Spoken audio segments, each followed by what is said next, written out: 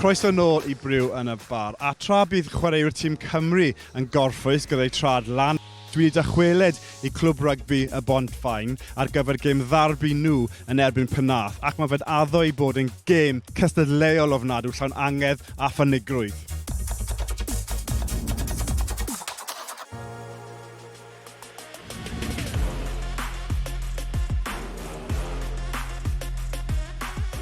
I Cymru ennill Cwpan y byd, mae rhaid I y Bont Faen colli heddi a Phenarth ennill y gyngrair.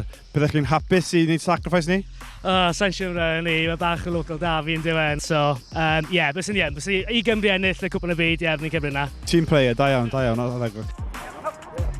Cymru ennill y Cwpan y byd, ond I Cymru ennill y Cwpan y byd, mae rhaid I Clwb Rygbi y Bont Faen ennill y gyngrair. Na, mae rhaid I Phenarth ennill heddi. Phenarth yn ennill. Phenarth yn ennill, so Cymru ddim yn ennill y Cwpan y byd. Selfish. In order for Wales to win the World Cup, Phenarth would have to lose today. No, I'm an Englishman. Okay, well, that's bad.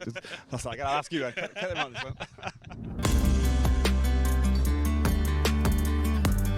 Mae cynfforddwr Canada yn y Cwpan y byd wrth gwrs, a cyfarwyddwr cymunedol yr Undeb Rygbi Cymru, Geraint John wedi ymuno â fi. Geraint, lle cynta, sylwadau'r Cwpan byd lan hyd yma? Dwi'n mwynhau falle dwi'n mwynhau tymau bach mwy, herwydd mae Cymru'n neud mor dda. Dwi'n meddwl ni'n gyd yn gwybod beth gall fod yn neud. Maen nhw wedi bod gyda'n gilydd am beth 4 mis nawr, a mae bob tro wedi dweud, y mwyaf mae'n cael gyda'r chwaraewyr, y well maen nhw'n neud.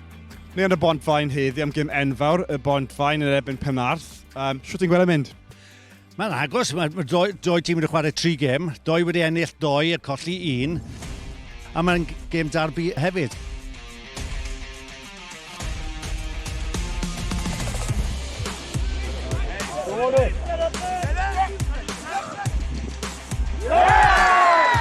Mae gêm enfawr yn heddi, wrth gwrs, gêm darbi. Pwy ti'n credu sy'n mynd I ennill? Bont Faen. Ond sa'n meddwl bod yn chwarae'n dda heddiw, ond hopefully Bont Faen,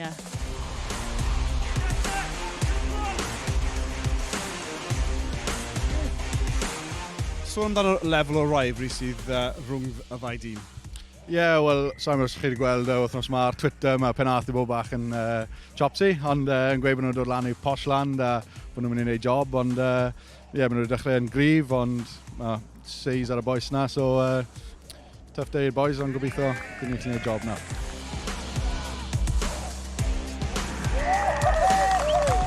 Quick 5 questions then. Gareth Davies o Anton Cwpan. Gareth Davies. Dan Bigger o Gareth Anscombe. Bigger. Gareth Anscombe. Dan Bigger. Gareth Davies o Anton Cwpan. Anton Dupont.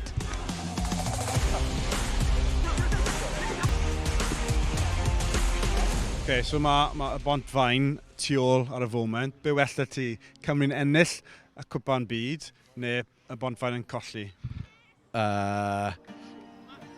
Cwpan y byd, Na ti. Okay, so mae'r gêm di edrych yn un corfforol iawn, llawn athrylydd. Fel mae'n mynd I ti?